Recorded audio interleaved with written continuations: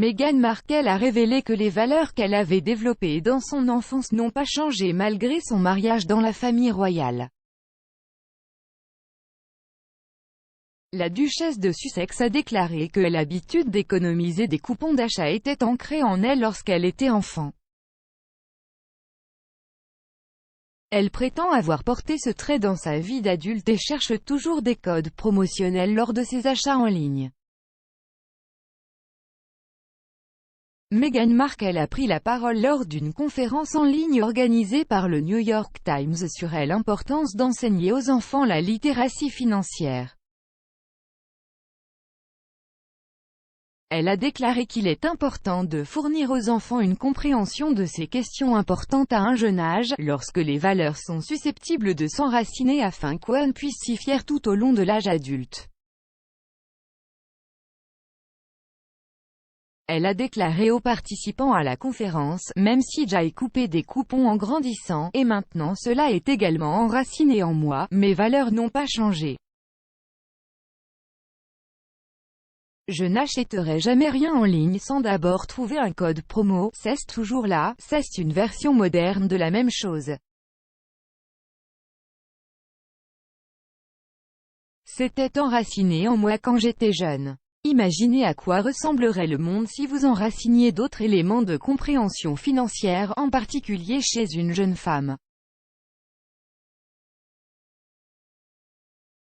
La duchesse a utilisé le coupage de coupons comme exemple de base des avantages de l'enracinement des valeurs, mais a déclaré que les enfants bénéficieront d'avantages supplémentaires s'ils comprennent le marché boursier et la littératie financière à un jeune âge. Elle a demandé à quel point cela me mettrait-il différemment dans le monde.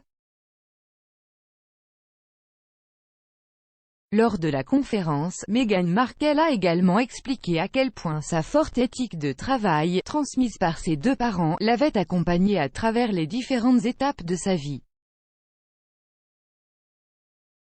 Âgée de 8 ou 9 ans, Meghan Markle se considérait comme une jeune femme d'affaires et vendait des chouchous faits maison. Elle a déclaré, « Mes deux parents ont une forte éthique de travail et je me souviens donc quand j'étais très jeune, je devais avoir 8 ou 9 ans, j'ai commencé à fabriquer des chouchous à vendre. Ma mère est allée à Queen Downton pour acheter des morceaux de tissu dans le magasin de tissu et je les vendais.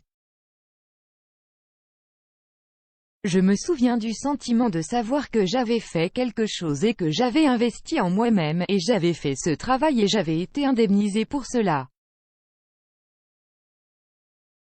Il y avait un sentiment de fierté qui en est venu. Que soit votre premier travail de serveur ou d'hôtesse, les deux choses que j'ai faites, ces quelques centaines de dollars vous donnent non seulement un but, mais un sentiment d'autosatisfaction. Depuis qu'ils ont quitté la Grande-Bretagne pour obtenir une plus grande confidentialité et travailler pour devenir financièrement indépendants, Meghan Markle et le prince Harry ont signé un certain nombre d'importants accords de contenu, y compris avec Netflix, et ont établi un certain nombre de relations commerciales.